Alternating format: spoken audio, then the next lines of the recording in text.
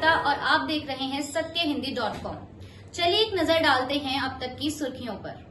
महाराष्ट्र के नासिक में शनिवार सुबह यात्रियों से भरी एक लग्जरी बस में आग लगने की वजह से 11 लोगों की मौत हो गई है, जिसमें एक बच्चा भी शामिल है। इसके अलावा 38 अन्य यात्रियों के हादसे में झुलसने की खबर है और सभी घायलों को इलाज के लिए सिविल अस्पताल में भर्ती कराया गया है। वहीं स्थानीय पुलिस का कहना है कि वह अभी भी मौतों की सही संख्या का पता लगाने की कोशिश कर रही है। ये दुर्घटना औरंगाबाद रोड पर नासिक के नांदूर नाका मिर्ची होटल के पास सुबह 5 बजे करीब की है। समाचार एजेंसी पीटीआई के अनुसार एक कंटेनर में टक्कर मारने की वजह से बस में आग लगी। ये बस यवतमाल से मुंबई जा रही थी और कंटेनर ट्रक नासिक से पुणे जा रहा था। घटना की सूचना मिलते ही अधिकारी मौके पर पहुंचे और राहत बचाव कार्य शुरू कर दिया गया। आज शनिवार को देश अपना 90वां वायुसेना दिवस मना रहा है और वायुसेना के इतिहास में आज पहली बार एयरफोर्स डे को दिल्ली से बाहर चंडीगढ़ में मनाया जाएगा। वहीं खास बात यह है कि पहली बार किसी एयरबेस से बाहर चंडीगढ़ में आसमान में वायुसेना की ताकत का नजारा सबको देखने को मिलेगा और इस हवाई शो को देखने के लिए राष्ट्रपति द्रौपदी मुर्मू और रक्षा मंत्री राजनाथ सिंह सुखना झील में मौजूद रहेंगे। एयर शो से पहले वायुसेना अड्डे पर औपचारिक परेड होगी और इस परेड का निरीक्षण air chief marshal V R. Chaudhari करेंगे।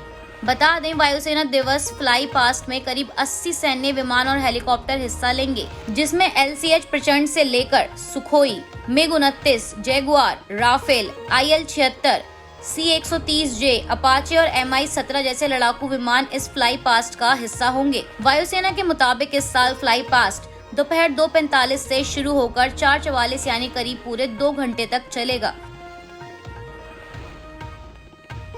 महाराष्ट्र की शिवसेना पर दावा ठोकने वाले उद्धव गुट और शिंदे गुट के लिए आज का दिन बहुत अहम होने वाला है, क्योंकि आज केंद्रीय चुनाव आयोग ने महाराष्ट्र के पूर्व मुख्यमंत्री उद्धव ठाकरे को शिवसेना पर अपने दावे को लेकर जवाब दाखिल करने को कहा है। ठाकरे गुट को शुक्रवार को आयोग की तरफ से जवाब दाखिल करने का निर्देश दिया गया। आयोग ने ठाकरे को लिखे एक पत्र में उनसे जरूरी दस्तावेजों के साथ 8 अक्टूबर को दोपहर 2 बजे तक जवाब देने को कहा है। बता दें कि चुनाव आयोग ने दोनों पक्षों से 7 अक्टूबर को दस्तावेज जमा करने को कहा था, जिसके चलते शिंदे गुट ने शुक्रवार को आयोग को दस्तावेज सौंपकर चुनाव चिन्ह पर अपना दावा पेश कर दिया है। लेकिन वहीं ठाकरे गुट की तरफ से अभी तक कोई दस्तावेज प्रस्तुत नहीं किया गया है।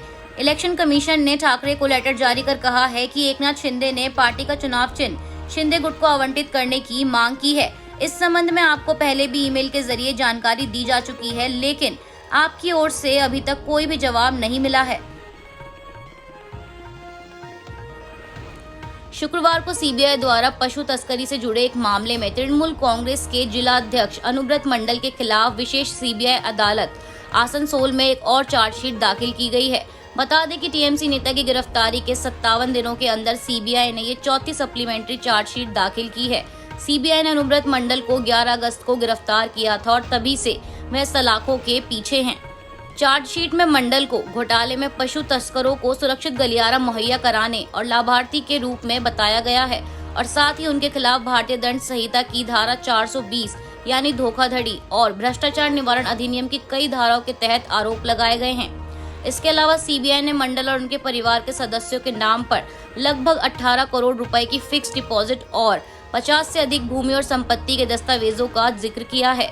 बता दें कि ये मामला बीरभूम में बाजारों के जरिए भारत और बांग्लादेश की सीमा से मवेशियों की तस्करी से जुड़ा है, जिसके खिलाफ सीबीआई ने 21 सितंबर 2020 में एफआईआर दर्ज की थी। कर्नाटक के बेंगलुरु में परिवहन सेवाएं देने वाली कंपनियों उबर, ओला और रैपिडो से ऑटो रिक्शा सेवाओं पर रोक लगाने के लिए कहा गया है। मीडिया रिपोर्ट्स के अनुसार ऑटो रिक्शा वालों पर ग्राहकों से अधिक शुल्क लेने और परेशान करने की लगातार शिकायतें मिल रही हैं। बेंगलुरु के एक अतिरिक्त परिवहन आयुक्त हेमंत कुमार ने रॉयटर्स को बताया कि वे ऑटो चलाने के लिए अधिकृत नहीं हैं, वे अत्यधिक शुल्क ले रहे हैं और यह एक गंभीर शिकायत है। उन्होंने कहा, हम ग्राहकों के साथ होने वाले उत्पीड़न को बर्दाश्त नहीं कर सकते हैं और न ही अत्यधिक दरों को सही ठहरा सकते हैं और इस मामले में परिवहन विभाग ने कंपनियों को शहर में सेवा बंद करने के लिए एक नोटिस जारी किया है। वहीं मामले को लेकर उबर और ओला ने तो चुप्पी साधी हुई है, लेकिन रैपिडो ने इसका जवाब दिया है। रैपिडो ने कहा है कि बेंगलुरु में उसका संचालन अवैध नहीं है और वह नोटिस का जवाब देगा। कंपनी ने अपने एक बयान में कहा, हमारे सभी किराए राज्य सरकार द्वारा तय किए गए किराए के अनुसार निर्धारित किए जाते हैं और रैपिडो किराए पर कोई अतिरिक्त पैसा नहीं ले रहा है। भारत जोड़ो यात्रा का आज 31वां दिन है और 8 अक्टूबर को यात्रा मायासंद्रा से शुरू की गई और शाम के समय यात्रा तुमकुर के बनासंद्रा में समाप्त होगी। वहीं कल शुक्रवार को यात्रा को शुरू हुए पूरा 1 महीना हो चुका है। बता दें कि भारत जोड़ो यात्रा का शुभारंभ 7 सितंबर को कन्याकुमारी से किया गया था और इस समय यात्रा कर्नाटक में है। वहीं कन्याकुमारी से कश्मीर तक का सफर तय करने के लिए कांग्रेस द्वारा 5 महीने का टारगेट सेट किया गया है और इस दौरान यात्रा पूरे 3570 किलोमीटर की दूरी तय करेगी, जिसमें से अब तक 700 किलोमीटर की दूरी तय की जा चुकी है। शुक्रवार शाम यानी 7 अक्टूबर को राजधानी दिल्ली और एनसीआर में सीएनजी की खुदरा बिक्री करने वाली कंपनी इंद्रप्रस्थ गैस लिमिटेड ने सीएनजी की कीमत में 3 रुपए प्रति किलो की वृद्धि की है और इस बढ़ोतरी के पीछे का सबसे बड़ा कारण बताया जा रहा है नेचुरल गैस की कीमतों में रिकॉर्ड तोड़ वृद्धि, जिसके बाद अब राजधानी दिल्ली में कीमत 3 रुपए प्रति किलो बढ़कर 78.61 हो गई है। वहीं नोएडा, ग्रेटर नोएडा और गाजियाबाद में कीमत 81.17 पहुंच गई है। इसके अलावा गुरुग्राम में 86.94, रेवाड़ी में 79.07 और मुजफ्फरनगर में 85.84 हो गई है। आज के लिए बस इतना ही। बाकी की खबरों के लिए बने रहिए सत्यहिंदी.com पर।